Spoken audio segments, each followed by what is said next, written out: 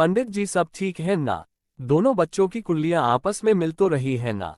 आशा जी ने पंडित जी की तरफ आशा भरी नजरों से देखा तो पंडित जी मुस्कुराए। आशा जी, दोनों कुंडलियां आपस में ऐसी मिल रही है कि जैसे ये दोनों एक दूसरे के लिए ही बनी हो। दोनों में जो दोष दिख भी रहे हैं वो ये कुंडलियां आपस में काट रही है। मतलब इन दोनों बच्चों के लगभग 36 में 32 गुण मिल रहे हैं। आशा जी, मैं तो कहता हूं कि आप इन दोनों की सगाई कल के कल ही करवा दीजिए और इन दोनों की शादी आज से 4 दिन बाद बहुत अच्छा शुभ मुहूर्त है जिसमें इन दोनों की शादी का सबसे अच्छा संयोग है। पंडित जी ने कहा तो सबके चेहरे खिल गए, सिर्फ स्नेहा जी के। ये सुनकर स्नेहा जी की आंखें भर आई थी, जिसे इशिका और राधिका दोनों ने देख लिया था। अब आगे। अगली सुबह। आज का दिन राधिका की जिंदगी का सबसे बड़ा दिन था। आज वो बहुत ज्यादा खुश थी। वहीं राहुल भी अपने कमरे में खड़ा मिरर के सामने अपने ऊपर शेरवानी पर शेरवानी लगाकर देख रहा था। नहीं, ये नहीं, ये कहकर राहुल ने वो शेरवानी अपने ऊपर से हटा दी। उसने दूसरी अपने ऊपर लगाकर देखी तो राहुल का और भी बुरा मुंह बन गया। इसमें तो पूरा कार्टून लगूंगा, कहकर उसे भी राहुल ने बेड पर एक किनारे पटक दिया। राहुल दूसरी शेरवानी लगाने जा ही रहा था कि उसके कमरे के दरवाजे से ही किसी के जोर जोर हंसने की आवाज आई। राहुल ने दरवाजे की तरफ देखा तो उसकी आंखें सिकुड़ गई। शब्द, हंस ले तू, अपने इस दोस्त की बेबसी पर हंस ले। एक तो वैसे मैं आज इतना नर्वस हूं, ऊपर से सगाई में पहनने के लिए कोई ढंग की शेरवानी भी नहीं है मेरे पास, और उस पर तू हंस ले। राहुल चिढ़ता हुआ बोला तो शब्द और जोर जोर से हंसने लगा। तभी कबीर और पायल भी आ गए। शब्द, जीजू आप इस तरह हंस क्यों रहे हैं? और राहुल, क्या हुआ? तुम्हारे चेहरे पर 12 क्यों बजे पड़े हैं? पायल ने आते ही पूछा। पायल के पूछते ही राहुल बिफरते हुए बोला, देखो आज मेरी सगाई है और कोई भी ड्रेस या शेरवानी मुझे समझ नहीं आ रही, और उस पर ये साला मेरे ऊपर हंस रहा है। राहुल बिगड़ते हुए बोला तो सब एकटक राहुल को देखने लगा। शब्द का चेहरा गुस्से से तन गया। वो राहुल के सामने आ खड़ा हुआ। उसे देख राहुल की सिट्टी पिट्टी गुम ही हो गई। राहुल शब्द के चेहरे को एकटक देख रहा था। शब्द, बात सुन, मेरा वो मतलब नहीं था। मैं तो बस ऐसे ही तेरी टांग खींच रहा था। प्लीज तू गुस्सा मत कर मेरे भाई। राहुल हाथ जोड़ते हुए बोला, फिर जल्दी से अपनी आंखें मींच ली और भगवान को याद करने लगा। जीजे तेरी तो, कह शब्द राहुल के गले से लग गया। शब्द के गले लगते ही राहुल ने हैरानी से अपनी आंखें खोल ली। उसने भी मुस्कुराते हुए शब्द को कसकर गले लगा लिया। कबीर और पायल भी मुस्कुरा दिए। वहीं दूसरी तरफ केशव एक पुरानी बिल्डिंग के सामने खड़ा किसी का इंतजार कर रहा था। जब एक बड़ी सी गाड़ी आकर रुकी, उसमें से एक शख्स निकलकर बाहर आया, जिसने व्हाइट शर्ट ब्लैक ब्लेजर के साथ आंखों पर ब्लैक गॉगल्स लगा रखा था। मुंह से धुआं छोड़ता हुआ वो शख्स काफी जाना पहचाना सा लग रहा था। Keshav, welcome back. उस शख्स ने केशव के गले लगते हुए उसका अभिनंदन किया। रंजीत चौधरी, मुझे पूरी उम्मीद थी कि तुम मेरी मदद के लिए जरूर आओगे। आखिर तुम्हें भी तो शब्द राठौर से पुराना हिसाब जो पूरा करना है। केशव रंजीत चौधरी की पीठ पर धौर जमाता हुआ बोला, आगे की बात गाड़ी में बैठकर करते हैं, क्योंकि इस तरह खड़े होकर बातें करना इज नॉट सेफ। कहकर रंजीत चौधरी केशव के साथ गाड़ी में बैठ गया। फिर रंजीत चौधरी ने गाड़ी आगे बढ़ा दी, मगर कोई था जो उन पर बराबर नजर रख रहा था। मगर उस शख्स ने अपना सिर हिलाया और किसी को मैसेज करके वहां से उन दोनों के पीछे लग गया। रंजीत चौधरी उसे वीरान घर के अंदर ले आया था, जो वो घर काफी सुनसान जगह में पड़ता था और जंगलों से काफी सटा हुआ भी था। इसी कारण वहां आबादी ना के बराबर थी। अंदर आओ केशव। रंजीत चौधरी उसे अंदर लाया और दरवाजे को अंदर से लगा दिया। वहां 2 शख्स और भी बैठे थे। रंजीत चौधरी ने स्विच बोर्ड की तरफ एक स्विच ऑन किया तो उस एक कमरे के छोटे से घर में भरपूर रोशनी हो गई। केशव ने जब उन दोनों शख्स को देखा तो उनमें से एक शख्स को देखकर केशव के होश ही उड़ गए। रंजीत चौधरी ने उसके कंधे पर हाथ रखा और कहा, रिलैक्स केशव, वो मेरी बुआ हैं, मिसेज माया जगवंत राठौर, मेरे डैड की बहन और मेरी प्यारी बुआ जी।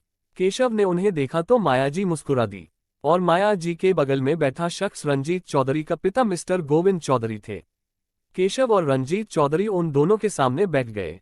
माया जी ने कहा, केशव तुम्हें जो भी कहना है जल्दी कहो, मुझे वापस भी लौटना, वो भी शाम होने से पहले, क्योंकि आज शब्द राठौर की बहन की सगाई जो है। केशव ने मुस्कुराते हुए कहा तो तीनों उसे देखने लगे। उन तीनों के देखने पर केशव मुस्कुराया। मैं भी कोई कच्चा खिलाड़ी नहीं हूँ कि मुझे ना पता हो कि उस घर में क्या चल रहा है। वो पंडित जो कल आपके घर आया था, वो मेरा ही आदमी था। मैंने उसे भेजा था कि आज के आज सगाई का फंक्शन रखने के लिए, क्योंकि आज शाम से ही मेरा प्लान एग्जीक्यूट होगा। वहां राधिका और राहुल की सगाई होगी और दूसरी तरफ इशिका मेरे पास होगी। मैं आज ही इशिका को लेकर ये शहर छोड़कर चला जाऊंगा। फिर तुम लोग उस शब्द राठौर का जो भी करना हो कर लेना। मुझे उससे कोई भी मतलब नहीं है। मुझे बस इशिका चाहिए। केशव की बात सुन तीनों के चेहरे गुस्से से तन गए।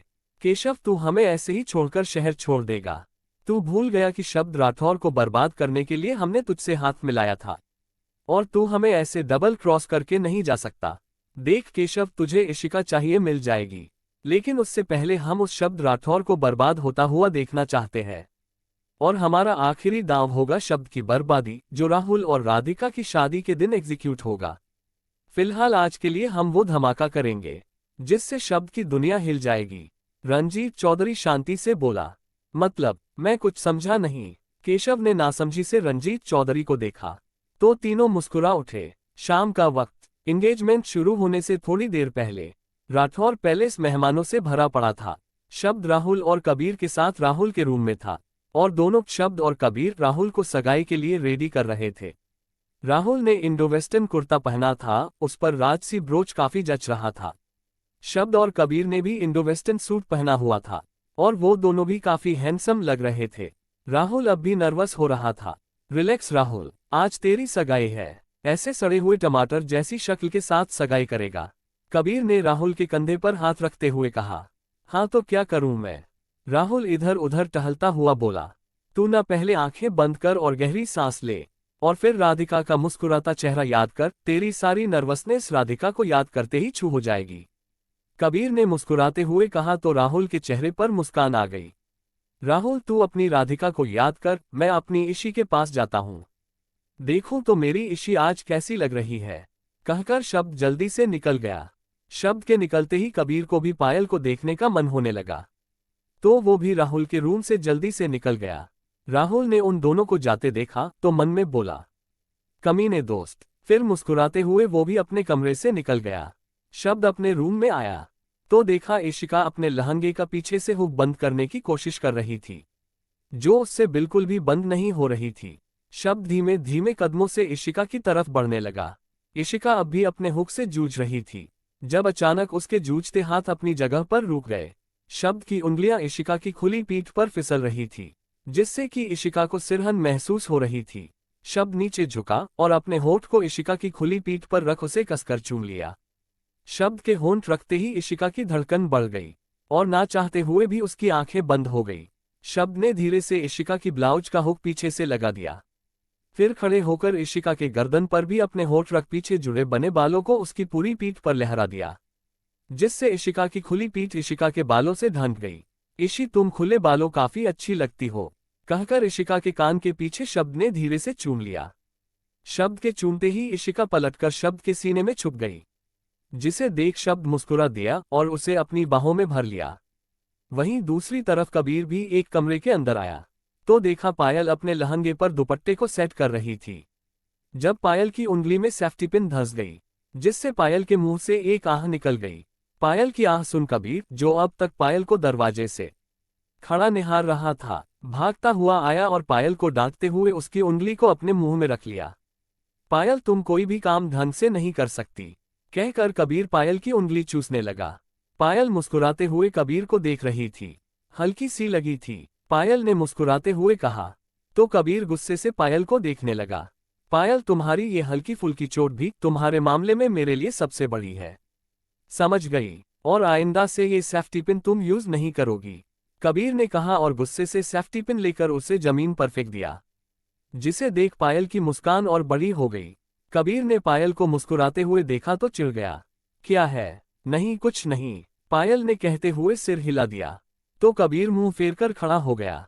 पायल मुस्कुराते हुए, सच में कबीर, जब तुम मेरी इतनी परवाह करते हो तो मुझे तुमसे और भी ज्यादा प्यार हो जाता है, कहकर पायल कबीर के गाल पर अपने होंठ रखने को हुई कि तभी कबीर ने अपना चेहरा पायल की तरफ मोड़ दिया, जिससे कबीर और पायल के होंठ आपस में टच हो गए, जिसे महसूस कर पायल पीछे होने को हुई ही थी कि कबीर ने उसकी कमर पर हाथ रख उसे अपनी तरफ खींचा और फिर पायल के होंठ पर अपने होंठ रख दिए।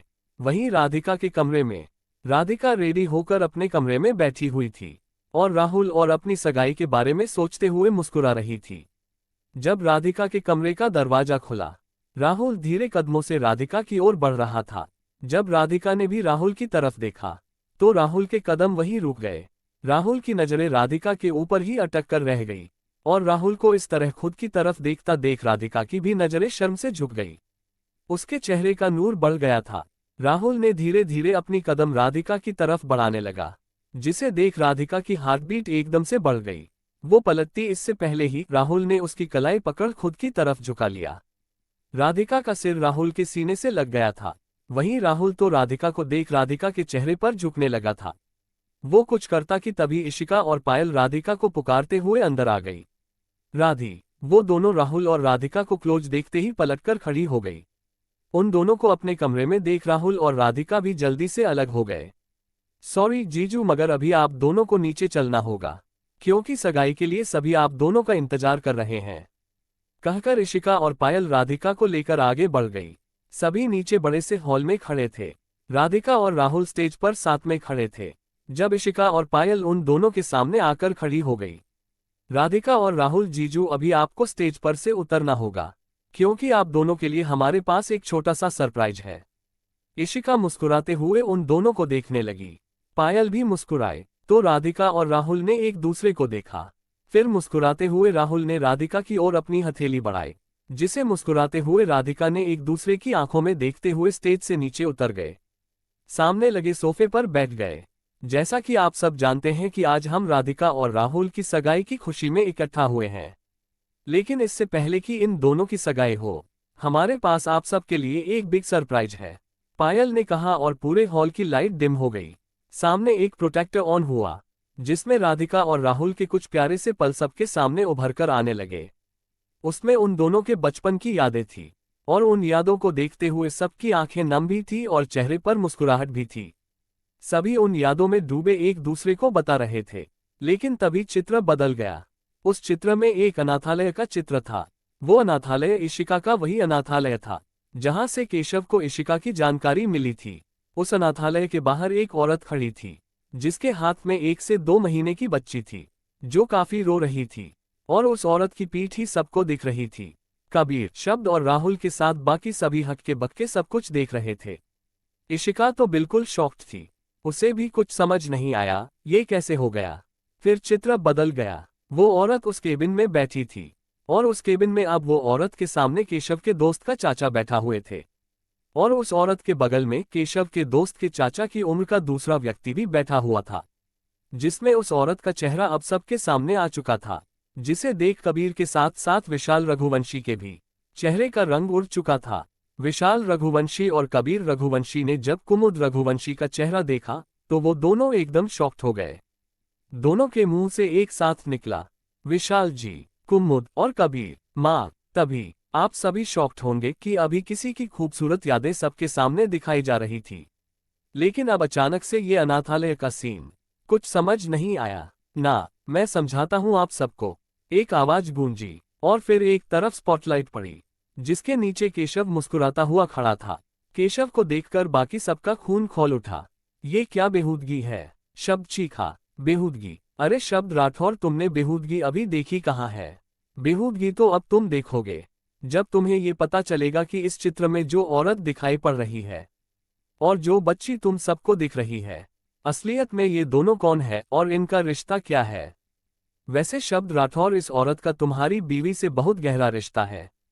क्यों इशिका, कहकर केशव बहुत जुनून भरी नजरों से इशिका को देखने लगा। बकवास बंद कर अपनी समझा।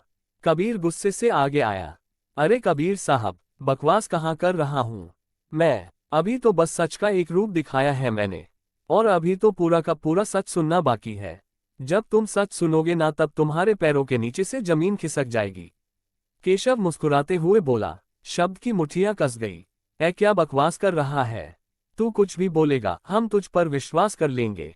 सुन, आज मेरी बेटी का दिन है, तो चुपचाप अपना ये थोबड़ा उठा और चल निकल यहाँ से। वीर जी गुस्से से केशव के सामने उंगली करते हुए बोले।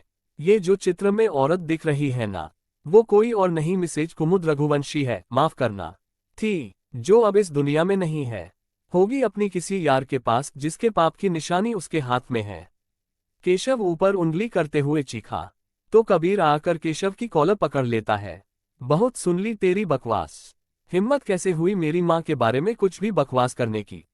आज मैं तुझे जान से मार दूंगा, कहकर कबीर केशव के मुंह पर एक जोरदार पंच मारा, जिससे केशव थोड़ा लड़खड़ा गया। उसके मुंह के पास हल्का सा कट लग गया था, जिससे खून निकल रहा था।